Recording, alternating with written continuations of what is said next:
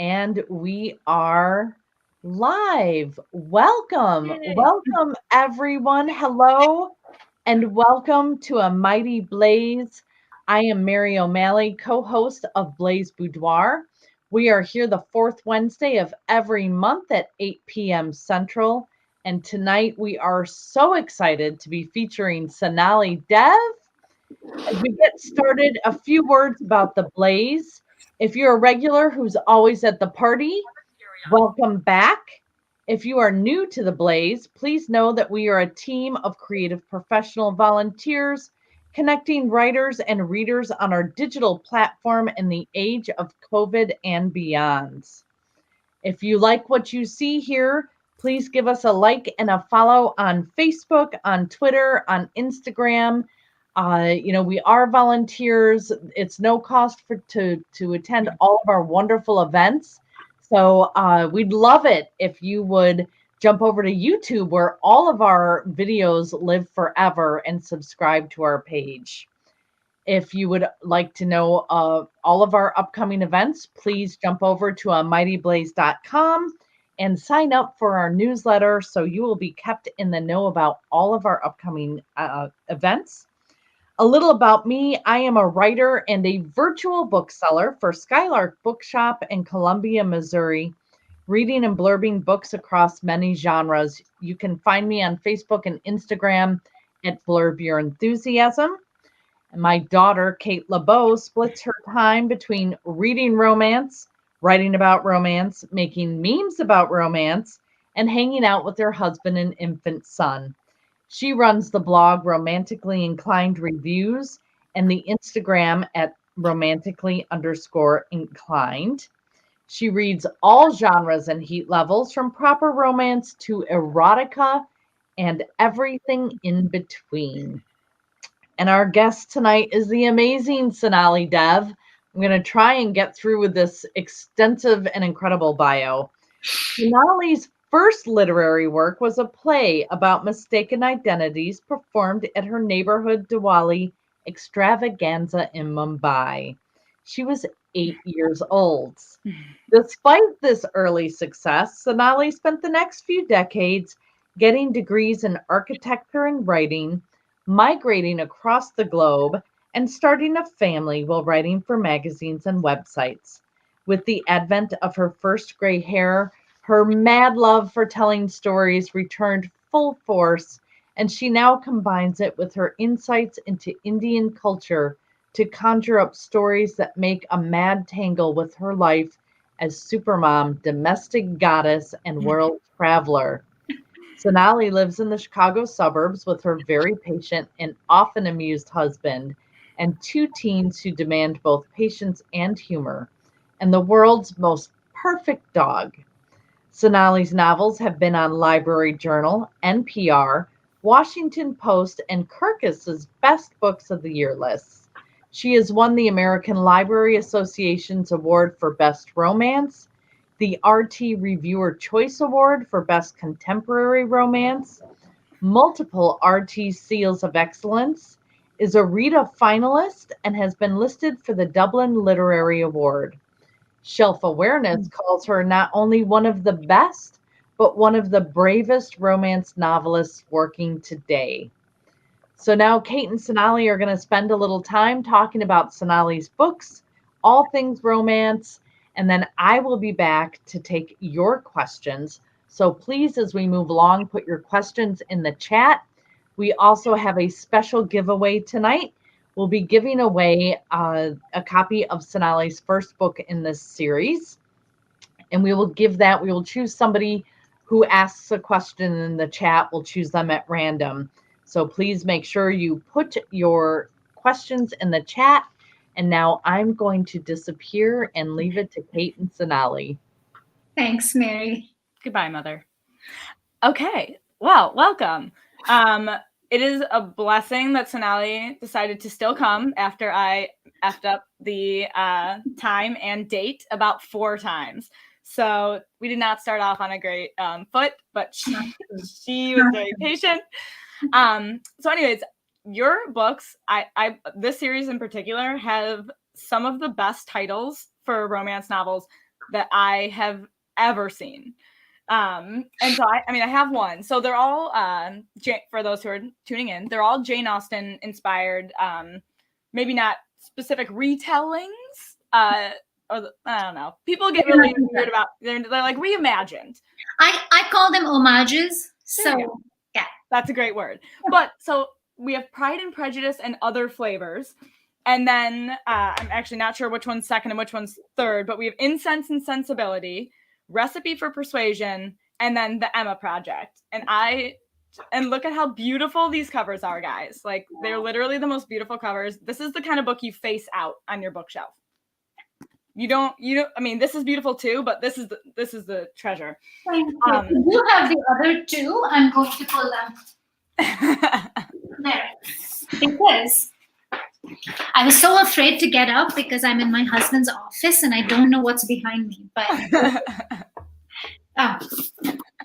and this whole look at these covers, people. They are absolutely beautiful. They're all so different, but yet they all flow together. They do. I saw them, all four of them together for the first time yesterday, and I sobbed. So there's. I was going to say, I always wonder if authors, like, just when they hold their baby in their hands, if they just weep tears of like joy and relief. There's no feeling in the world quite like it. I mean, it's even different, I think, than holding your baby, because that's kind of it's it's your baby. But this is like your baby. They're both your babies in different ways. It takes a little more effort to pop out a book sometimes. I have to fully that bio was a little outdated. My fault. My children are 23 and 21. I was gonna say I follow you on social media, and I was like, I'm pretty sure they're in like at least one of them's in college. One is in college. One has just moved into his own apartment. So yes, very different, but very but same level of intensity, I'd say. Yeah. So I noticed your tagline is "Live life to a Bollywood beat." And I was wondering if, like, you could kind of explain what about your books. Well, one, I don't know that I've seen one Bollywood movie. I saw Bride and Prejudice, and I saw it many, many, many moons ago, back when I was, I think, in junior high.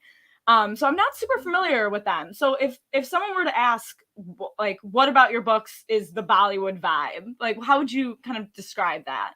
So that's a little bit tongue-in-cheek first. Bollywood is the term that combines Bombay, which is what Mumbai used to be called, and Hollywood. So it's Bombay and Hollywood together. Bollywood to refer to the Bombay-based Hindi language, film industry, which is incredibly prolific and has, I think, the maximum number of fans around the world in terms of numbers. So it's this huge, big thing. It's very much integrated into Indian life. Indian cinema there is South Indian cinema and really strong regional cinema. So I want to make that clear. So Bollywood is a little bit of a tongue-in-cheek kind of buzzword that to me signifies, and this is personal opinion, right? That to me signifies kind of a two-pronged thing. One is, one is the stylistic end of it, which is larger than life, operatic drama, just this side of melodrama,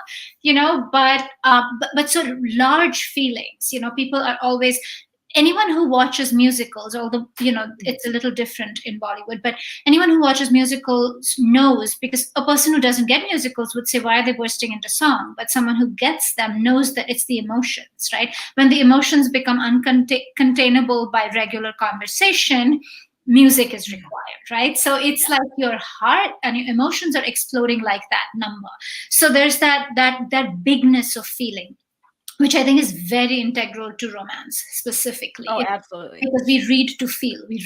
I think everyone reads to feel, but readers of the romance genre specifically, I think, read to feel. We read to feel happy too. Exactly. But and not just that. I mean, we want to feel the gamut, right? You want to feel the darkest black moment. We do read, I mean, we want to be left happy, Yes. but we want to do the gamut, right? And it has to do with believing in hope and all of that. But the second prong is, is I think speaks specifically to Indian culture in terms of, these really tightly knit families that have no boundaries, that that very larger than life way of living, whether it's food, the spiciest food, the loudest music, the big beats, all of that. Like if you emotions, it has to do with this intensity, I think, of emotion. And so that kind of is what I mean when I say it's that to me is the Bollywood beat. Well, I would say that, I mean, from what I've read of your book, like I was telling my mom earlier that your book, I believe, was it Change of Heart, like emotionally destroyed me. When I read it, I was like, destroyed me too. What? Like, I was like, I mean, it was amazing, but like, yeah, and talk about being put through the gambit, because that took me to like the darkest dark and then brought me back to the lightest light. But I was explaining, I was talking to my mom about the Emma Project today, because I was telling her about it, and I was like 15 minutes into like a description of the plot and just like telling her, because there's the main romance and then there's like a side romance as well going on with some other two secondary characters. And at one point she was like, wow, like there's a lot going on in this book. And I was like, I'm only like 10% into explaining this book to you, because like, I mean, they're hefty books. There's a lot going on in here. And so, and I guess like we've talked about, it's Jane Austen, but it's an Indian American family, which is actually really like fascinating to me to kind of like learn about a culture other than my own through the eyes of like all these amazing and really dynamic characters. They're all so different, and yet like there's just this cohesiveness of like the family together. And so I was kind of wondering what inspired you? I assume your love of Jane Austen, but what inspired you to kind of take on like Jane Austen and kind of make her stories your own? Because that's a big undertaking. Yeah, so the easiest way to explain it, and this is the reason why I shy away from the term retelling. Mm-hmm. What they are really to me. So I started reading her really young. I read her in middle school, and I saw in her work reflected something I believed about myself. I mean, she at the time, those were the only books I had access to where women wanted things and got them. Where Lizzie Bennet, for example, expressed opinions, did not pander, within her world, but she didn't do those things. And those were things I naturally believed I needed to do with my world. And I wasn't seeing a lot of that around me. And so I saw myself reflected in this, in the stories by this woman who had written them 200 years ago, living in a culture that had enslaved mine, and so there was all of this irony going on. But I learned, I think I kind of learned who I was, became okay when I saw myself in those books. And I think every reader knows this feeling, right? Oh my gosh, that's how I feel. That's who I am. And it's okay now because this character is okay and this character is like that. And so I kind of think who I became as a person, is owed in part to her. So I wasn't just influenced as a writer by her. I was influenced as the person I became by her. And so the lessons I had learned from these 4 books were, these are not even homages to her or the stories. These are homages to the lessons I learned, as a human being from Jane Austen. That's what I was doing. And then of course this particular world there's all these seeds inside our heads, right? As I think as writers, and you don't really know when one took root, when one was there. I grew up where Indian royalty had, of course, lost its power pre colonization, but there's this whole history of when the British came to India, there was, these there was these kingdoms that then got turned into princely states, which were basically figureheads who collected taxes, and, they lost their power, but they kept their lifestyle. And so then when freedom happened, they had none of the powers, but they had those homes and those titles, which they still continued to use, even though they weren't legal. And so there's this very interesting, unusual history that I've grown up seeing, and so there was always that fascination with it. And there's a lot of this series for me was exploring privilege in today's world, and and that was a great device for it. A royal family with no power, and yet so much power because of the generational privilege. And so that kind of, like, a lot of little things were in my head, and they just kind of came together with this series. Wow. That was actually like a very moving answer. So I have to ask. So, you started your series with Pride and Prejudice. Is Pride and Prejudice your favorite Jane Austen then, or is that rude to ask because they're all your favorites, or That's impossible to answer. That's like asking me which of my kids is my favorite, and You're skipping ahead to my later question for you. Yeah, you should. I have no answer for that. I like different things about each one. That's the easiest way for me to answer it. They're incredibly strong from a writer's perspective. There's different things I like about it. I will say that of these 4 novels, I feel like Pride and Prejudice is the most complete in terms of the angles of writing that it explores. It's the conflict, the plot, the characters, the subplots, all of that is most complex and comes together, right? Which is why it is such a, it's her flagship. But the others have, I think, Persuasion is one of the most, like, the connection in Persuasion and how she's able to trap that in words. There is, there's something, that letter itself is, the half agony, half hope letter is everything. I think, in fact, Recipe for Persuasion is an homage to that letter sometimes, more than to the whole book.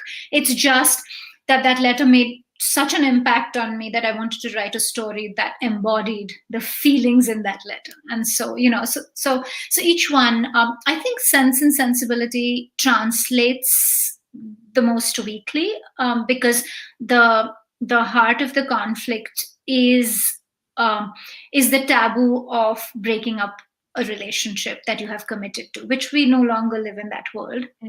I like to joke that now, if we don't like how the person we're with sneezes and we walk away from them, nobody's going to judge us. We live, we have made that evolution. And so, so a story that is centered around a person's, ability to be called a gentleman, going away because he, that's a whole different, that paradigm has shifted. And so I did want to explore, what in today's world could destroy you in terms of a secret becoming public. And I also wanted to, explore truth in politics, which is kind of, again, is, I think a running thread through the whole series. But so I had to find relevance in Sense and Sensibility that made sense to my, but each one of them, a lot of people consider Sense and Sensibility a story about sisters and their differences. And to me, it was really, more about self-worth. It's all her books are about self-worth for women, to me. And this was, being responsible, does that mean that you have given up emotion? Does that, so what do those labels mean, and how do we label ourselves, and what does that keep us from, and what does that give us? So there's a lot of amazing stuff in there. And Emma, of course, I know this answer is getting really long, but and I'm probably answering like 5 of you. Yeah, I'm like frantically writing down more questions, like shit. You'll be fine. So again, the common, Emma is supposed to be about matchmaking to most people.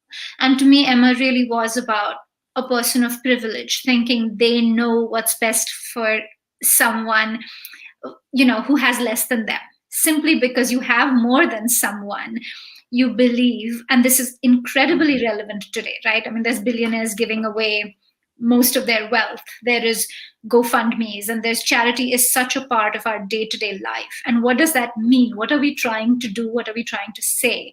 Mhm. And one piece of it is the haves trying to, control how the world should be by giving to the have-nots, so to speak. And there is, thanks, Erin. And there is, and then there's that whole guilt that comes with privilege, and so much of how quickly we see pain, we don't want to internalize it, and I'm not saying that's the only angle there, but there's a lot going on with charity in today's world. And for sure, when you have more, you somehow believe you know more. And what does that mean, right? Because Emma is the story of a woman trying to set someone up who already has someone she's in love with, right? By saying, no, that's not the right person for you, because I have made up who you are now, and now we're going to go with this because I am Emma Woodhouse, and so I wanted to explore that aspect of it. What does charity mean? What does having a lot mean, in today's world?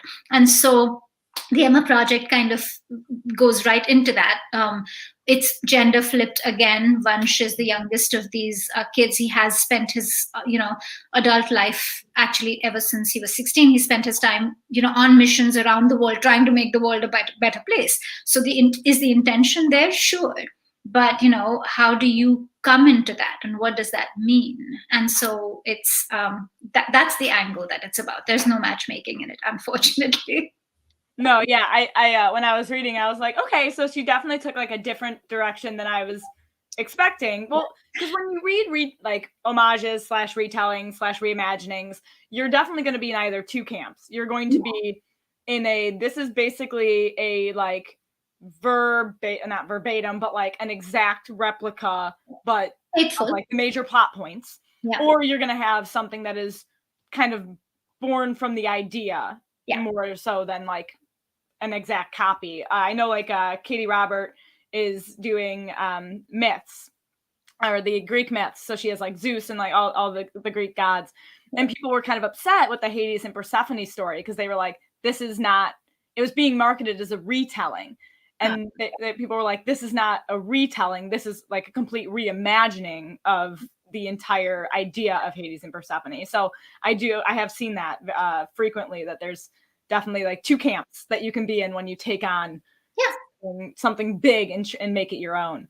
And so not only is the Emma Project gender swapped, but it's also an age gap, but reversed age gap. This is gender swapped, yes. Someone mentioned that, like, why do we even call it revert? Like, I know that like that is usually the man is older, but calling it's still an age gap. Calling it reverse age gap is, I don't know. I've only read, I think I recently read someone explaining the book and using the term reverse age gap, and I was like, okay, Yeah, somebody mentioned it to me, and I was like, oh my gosh, like I never really thought about like that we do that sometimes, where like whenever it's a flip of the typical trope, we just like we add reverse to the front, and now it's like the woman is in the typical man's role. But so I'm not using, I'm not a fan of the word cougar. So it's especially in this context, and so I'm like, fine, reverse age gap, but we could just say age gap, and she's older, Yeah, so it's a pretty substantial age. So she's 12 years older than Vansh, and that's her birth name is Nightlina. Yes. But she goes by Naina. Nana, yeah. Okay, I was like trying to pronounce them in my head. And so I thought it was, I really loved that, though, that you kind of like took what people might have expected, because it's an homage to Emma, and flipped it around. Did you find that I don't know, the feedback on that is the same as, I don't know, have you received any pushback basically on that, or just like comments about, because I feel like you don't see that very much in romance. I think it's not out yet, right? It comes That's out. True. That's true. It comes out. Any pushback from your beta readers or editor or ARC readers? Not at all. Not at all. Right. For one, I'm, there is, I wouldn't know. I've never claimed that these are retellings, right? I mean, these are, I don't even, claim that they are inspired. Like, sure, they're inspired by, but they really are not. And the first thing that I say, if you read the back cover copy, all of it tells you that if you're expecting scene by scene, character by character retellings, these are not that at all. And so it and I really appreciate when reviewers will put that down for people. But it's that is not the promise of these books in anything except maybe the titles. And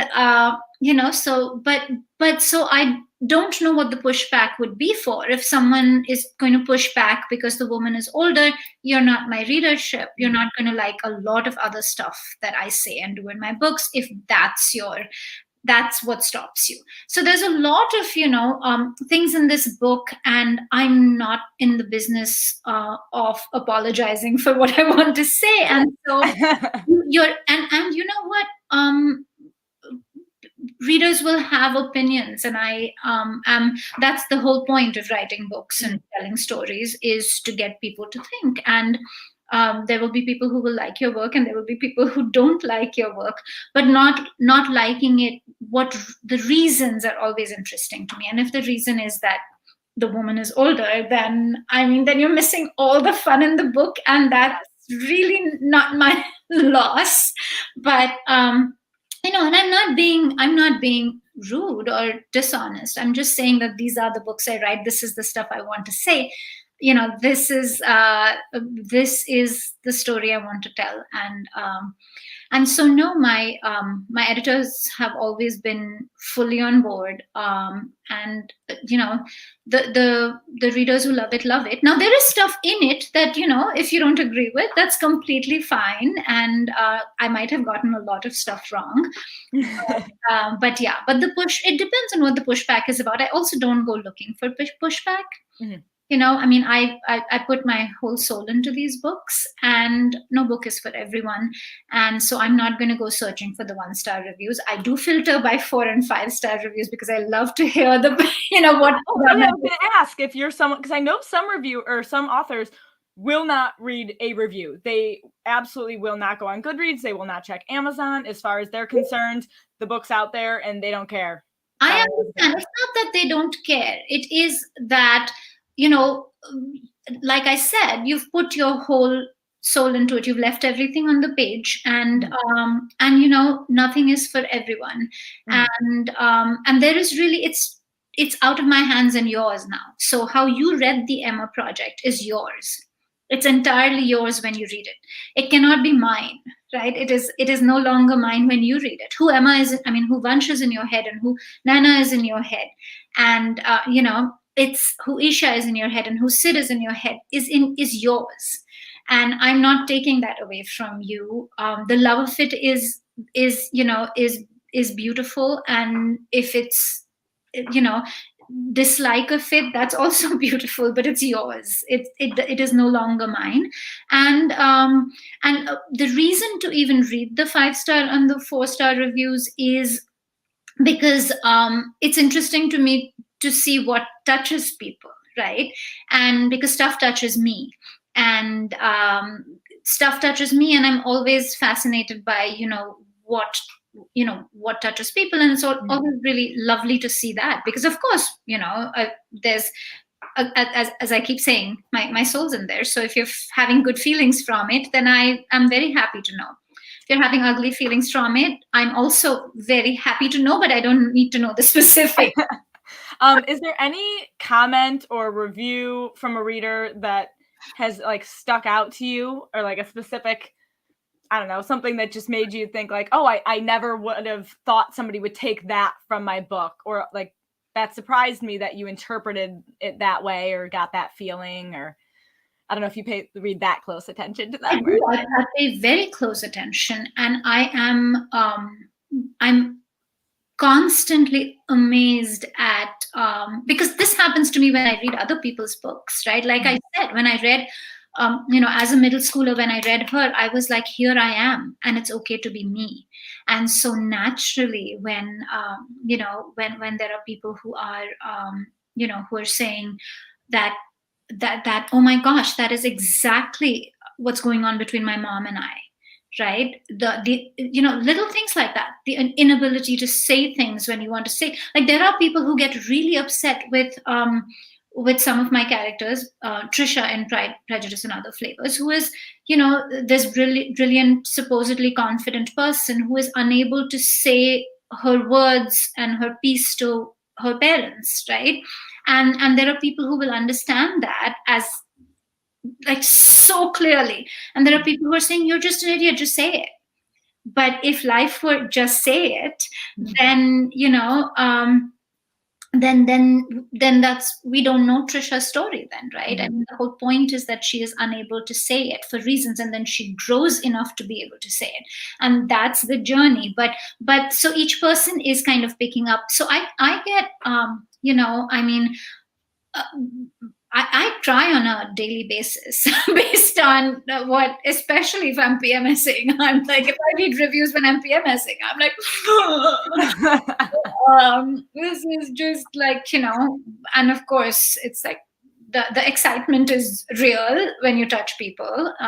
And also, there's not a whole lot of, South Asians doing the things in the books, that being happy, falling in love, getting what they want, those are things I think that everybody deserves to see someone who looks like them doing. And so when people are excited about that, it's absolutely beautiful. I have you're asking for a specific review, and of course I'm going to have a brain fart because I'm not going to remember. Very hard question. but there was I know that when I wrote The Bollywood Bride, which was my second book, and I know that after we hang, a lot more are going to come back to me, but this particular one was what was, because this is the story of a girl who's who has grown up in the shadow of her mother's mental illness, and and she believes that's her legacy. And we're talking about advanced psychosis, so just the fact that, and it was triggered by postpartum, so she is the reason in her mind who caused this to happen. So she is the cause for losing her mother, for in her own mind, and she has this very complicated relationship with her mother's mental illness.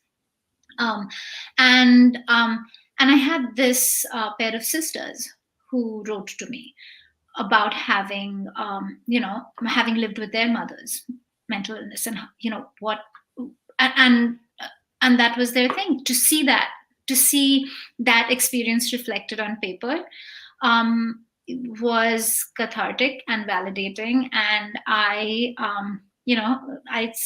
sobbed my heart out because it was not my experience, right? I wrote I wrote that from something, but it was their experience, and there is something.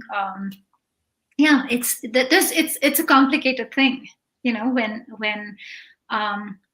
when your story does something to a person at that personal level. Yeah, wow, like that was a good answer. Yeah, I know that someone's Mary, are you trying to ask a question? Yes. She's popping in to tell us that we're running over time for the questions from the audience. I could sit and listen to the two of you talk, and Sonali, I just have such a fresh perspective on all your books now. It's amazing to me that you can enjoy a book, you can enjoy an author, and then when I hear the author talk about their book, it brings this a whole new level of enjoyment to what you read. So, but we do have some questions from our audience members. So we'll start with Rachel. What is your favorite character in the Emma Project, and why did you want to create this character? Never ask me who my favorite character is. You will get like a 5-hour long answer on why each one of them is. So, I mean, and especially I think with this particular book, because these characters have lived in my head for 10 years now. And way long before that, before I even started, putting pen to paper. So it's almost, in fact, it's been really, really hard. I think it's a very hard thing that this is the last book in the series. So I'm going through life stuff, letting these characters go. And so there, I mean, how can you not love Vansh? I mean, he is, and there's so many pieces of him. I have nieces, who have very bravely lived with and worked through and,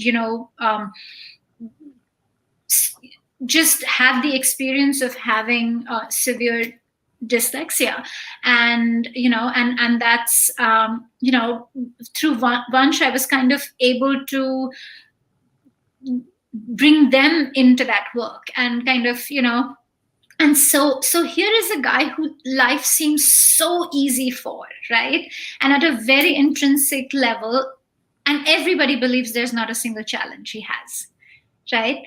And he believes that too. And how does that fit in when you do actually have challenges, and what do you do with that? So and he, every single thing he does is so much grace, right? And because he's funny and sexy and vain and all of that, it's so easy to write all of that off. But there is so much if I were to be friends with any of those characters, Vansh would be, I have friends like that. Like, those are the people who attract me.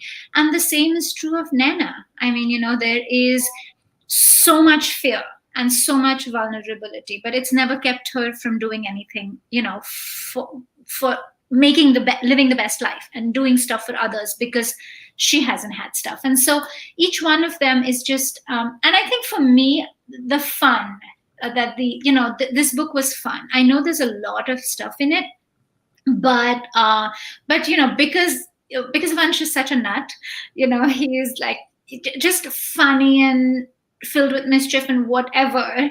It's just, he was so much fun, and just having that fun heel Nana, it was like the whole thing was fun for me. It was, and I've wanted to tell Isha's story right from the very first. And so there's just, the fact that that story came to me when I was writing this is magic. And so yeah. Yeah, Vansh was a lot of fun to read. He was definitely like, he lightened up what like parts of the book that could have been like a little bit darker, sadder, and like he was just like a constant, like, I mean, people who like the grumpy sunshine trope will really enjoy this one. Just because he's the most sunshiny sunshine that ever shines.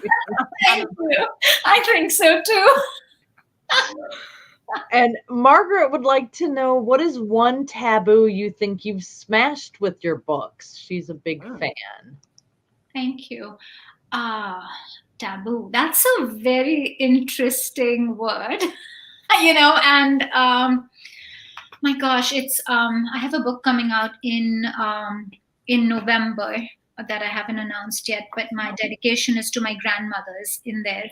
And one of the things I say there is, thanks for never wrapping me up in taboos, and so that's how important that word was. Anytime I think something is meant not to be touched, I'm very much the person who wants to touch them, so,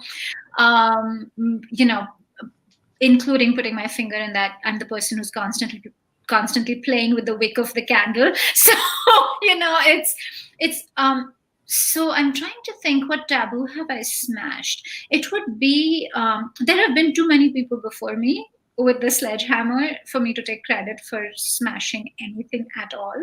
We were talking on a writers group about this today, that we stand on the shoulders of, and I'm not just saying this, but so many authors, of color, women authors,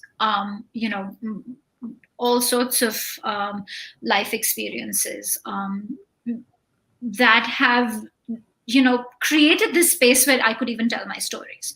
So I didn't create this space. I stepped into it. I hope I widened it, and I hope I widen it a whole lot more.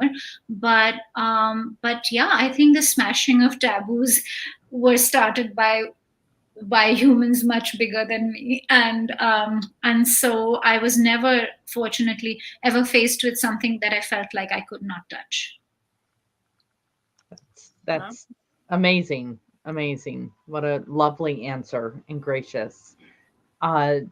Margaret would also like to know, would you ever do a historical romance as opposed to an homage or a retelling? She loves both. So I think that because these, again, are not true retellings to me, but I think that we might want to take a break from from that a little bit. But having said that, I might be a little lazy for true historical. So I have so much respect for authors who write any historical fiction. Just the eye for detail, the needing to. I have a very interesting relationship with research. Will generally I need, I mean, I wrote a neurosurgeon and all of that. So yes, of course, I need to go and do that. But it is, it's very need based, and so I don't think I can ever do that. But there's always a lot of history, and because I cannot think of life in terms of this generation, right? I can never think of my life as me. I am, my grandmothers and my grandmothers' grandmothers and my grandfathers, and each one of us is generationally tied, and our story is not complete without that, which is why this the heart of this story is the generation before. The heart of this series is the Rajay brothers, right? And their history of what happened to their family when colonization happened. So that is kind of 10 generation deep history for this family. And so there is always history present on the page. And and so again, the book that comes out in November has a love story from old Bollywood, from 1974. And there's there are there's meaty enough parts of that. And so there is always that, because again, it's nothing is floating, no story floats. And so yes, but will I go out and write an entire, like a historical that has no connection to today? For me, I mean, never say never, but I think context to today is really what ties me to it. So if I can find a context to today in a historical, then maybe. Love that. Yeah, I'm always thinking historical authors are out there like looking up the schematics of carriages to find out if it's possible to like have sex in them. And I'm like, or not looking them up, but they are. Or having them have sex regardless of looking it up. But yeah, people are like, oh, are you ever going to write a book? And I'm like, if I ever write a book, it will literally have to be like fantasy. Cause I can't even follow the rules of like this world. I need to make up my own rules. There is no way I can go historical with. This is exactly what I mean. I mean, there is, and also when we write historical today, we're writing historical today with the sensibilities of 2022. So, you have to have the language, and I mean that as like internal language to make that make sense, because it's important for us to know this history, but only in context of who we are today, right? You can't start writing how people really talked then and what people really did then without context today. Yeah. So those will be very ugly books. Nobody wants that. And so it's a very interesting line. And I, again, all the respect to people who are every day, navigating that line. Today, that is not my line. It might be my line another time. All right, we have one more question for you. We are right on our time schedule. Rachel asks, what is the driving force behind your writing, And how do you manage your emotions and thoughts when you put away your keyboard for the day? I Like don't. pulling punches. I don't. So it's a very that is just for me, where I am right now. That's just such a insightful question, because I have spent a large part of this last week sobbing for no good reason at all. Because my writing process has to do with my first draft is really hard for me, because it is literally digging this out and having to vomit it out. And then, so I'm a, first drafts are hard for me, and the way I can make myself get them out is to do very large high word counts and to literally puke them out. And I did one, and I do that in little spurts. And so I had just finished with that, and ever since I have come to that point, and then gotten distracted by other things, and so I'm taking a breather from it. Every little thing is making me cry. And and it's kind of not only a serious book. There's some stuff in it that's dark, but it's also funny, but everything is making me cry. And so it's hard, I think, to and also I am a woman of a certain age, so everything is making me cry for other reasons also. Right, Mary? So Right there with you. So it is, your life doesn't separate from it. So there is I think you just have, and every book again is different, and you just have to navigate that. I'm so sorry, but what was the other piece of that question? It was how do you manage your emotions and thoughts when you put away the keyboard for the day? Yeah, that was, it is hard. I can't. And I think the brunt of that is borne by your family often, and, by my husband, for, more than anybody else. And well, Rachel, yes, but wait. Sorry. And we just have to find out. Margaret wants Kate to confirm that the squabs are the most uncomfortable No Springs people. I can neither confirm nor deny. Oh my gosh. Well, I am afraid that is all the time we have, and I think we're leaving on a beautiful note. Thank you so much, everyone who tuned in, everyone who asked questions. Thank you, Sonali, for oh my gosh, people were putting in the comments, and I agree. I could just listen to you talk about this series all night. Your love for Jane Austen and everything she did, it just comes through. And gosh, I can't even imagine how much more I want to read your books now, all of them. Again, I would like to thank everyone and remind you to please like us on Facebook, go to A Mighty Blaze on YouTube, where you can find all of our interviews, and subscribe. Follow us on Twitter, everywhere that you see us. And our next guest for May is the historical romance author, Eva Lee. So we are looking forward to that. So we can ask her all the questions about research. Find out the down and dirty. And Eva will have some very interesting research, I'm telling you.